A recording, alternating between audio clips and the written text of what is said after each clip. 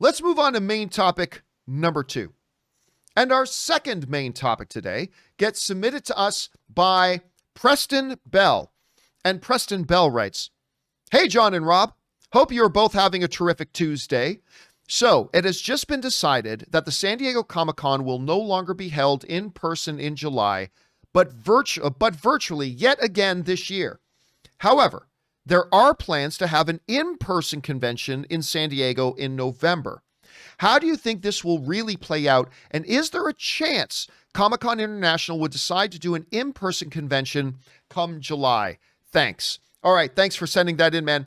And yeah, of course, last year, one of the many casualties of the pandemic, as far as events and things like that goes, was Comic-Con. Now, if you remember, Rob, they held in to the last minute. I mean, they tried as good as they could to try to be able to pull off an in-person live event. And of course, at the end of the day, cooler heads prevailed. They realized, no, we're not going to be able to make this work. And at the last second, they kind of went virtual. One of the repercussions of that last second decision was the virtual event was, let's say, lackluster. There were a couple of really cool virtual panels, but they didn't really have a good amount of time to prep for a virtual event. They were still trying to pull off the live thing. They didn't have a lot of time to really promote the virtual event, really make it attractive to potential people who want to come and be a part of it and all that kind of stuff. So it seems like this year they're saying, you know what? We just know we're not probably going to be able to do it. So let's give ourselves a lot of time to announce well in advance, months in advance, that we're going to do this virtually and try to do it right. This comes to us from the folks at Variety who write, San Diego Comic-Con, the largest fan convention in North America, will not be held in person in 2021 due to the COVID-19 pandemic, organizers announced on Monday. Instead, the event will be held virtually over 3 days from July 23rd to the 25th. In addition, Comic-Con International, the organization behind San Diego Comic-Con, is planning an in-person convention in San Diego to be held in November of 2021. While we are buoyed by the rollout of vaccines and the growing number of individuals being inoculated, it appears that July will still be too early to safely hold an in-person event of the magnitude of Comic-Con. And that, of course, came from a Comic-Con representative. Rob, there's two thoughts I have on this. There's actually three interesting thoughts. The first two lead into the third. Thought number one, this is a good move. I mean, right now, I think having things like movie theaters and bowling alleys and restaurants open is a different thing than having 150,000 people crammed together like sardines in a convention center. It is fundamentally different. I missed Comic-Con last year, man. I missed it so bad, but it is a horse of a different color. And even if in July, if the movie theaters are open, that's different because, Rob, you and I keep talking about, even in non-pandemic years, most people end up getting the Comic-Con crud. And can you imagine what would happen if like 15 people with COVID were in that sardine canister?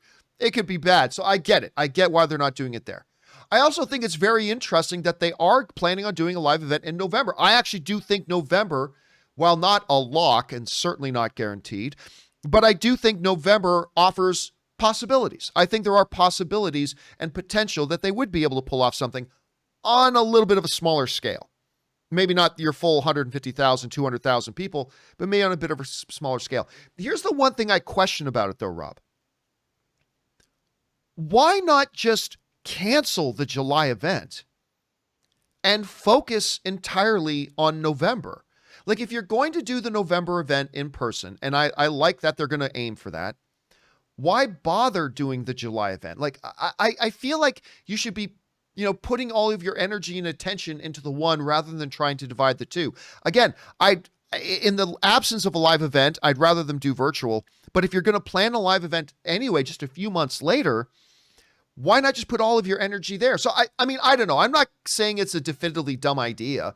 I just kind of question what the point of doing the virtual one is if with July, August, if literally 3 months later, 90 days later, you're going to be doing a live event. So I don't know. Rob, you heard about this. What do you think about those three things? The making July virtual, having a live event in November, and doing both instead of just one. How do you see it? Well, I think that they really don't have a choice because, like you said, if anything defines a super spreader event, it would be Comic-Con. There's no way around it. So it makes sense until you have a margin of safety that's close to 100%. I think it's a shrewd, safe move.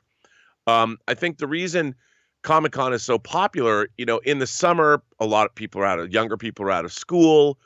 I think the summer movie season is sort of wrapping down or coming to a close in mid-July, and I think that they like it in the summer because they can promote everything that's coming out for the rest of the year, new TV shows, the movies that are going into the holiday season. So I think there's probably a good reason why they're going to keep that event, because a lot of the most popular Comic-Con panels and things like that are promoting those upcoming shows. But again, like you, in November, the who's gonna, you're going into the holidays, so who's gonna go to San Diego to some big event when you're however many days away you are from Thanksgiving and beginning the holiday season? People are still in school, college is still going on, and I don't know about the wisdom of that. I'm sure they have some logic that I am yet to be made aware of, but it seems to me, like you said, I don't think November is a great time for Comic-Con for a number of reasons, like I've just stated.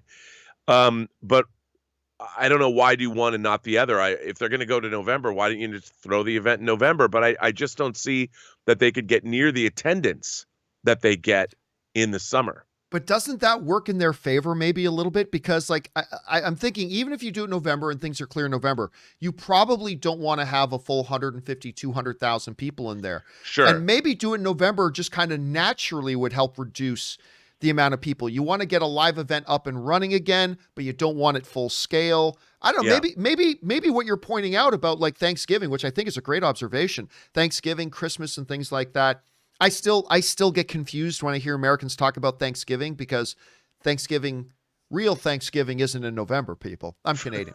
But I still get like it. Maybe that works in their favor. I don't know. Maybe I'm just trying to be optimistic. I just think, no, I can see that. But I just think in November, the interesting thing about Comic-Con that a lot of people might not know is people travel from all over the world. Yes. And all over the United States to go there, which is one of the reasons it's so appealing.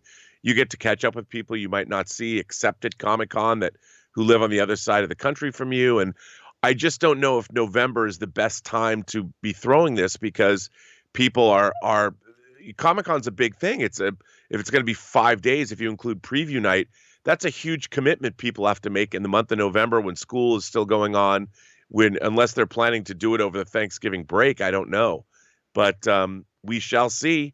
You might be right. It's a good way to sort of get back to doing Comic-Con by launching a smaller event that isn't so huge. Maybe that's what they're planning on doing, ramping up again, and I can see the logic behind that. Question is, guys, what do you think about this move? Number one, going virtual in July. I think it's probably a good idea. You can't have 200,000 people together. Plus, you want some time to ramp up for your virtual event. Hopefully, they can do a much better job than they did last year, although they did a pretty good job considering the short amount of time they gave themselves to pull it together. And then November, a live event. I'm not going to lie. I'm going to go in November. Probably just because I miss it so much. Right. But I know, guys, what do you think about this whole thing? Jump down into the comment section below and let us know your thoughts. Okay, guys,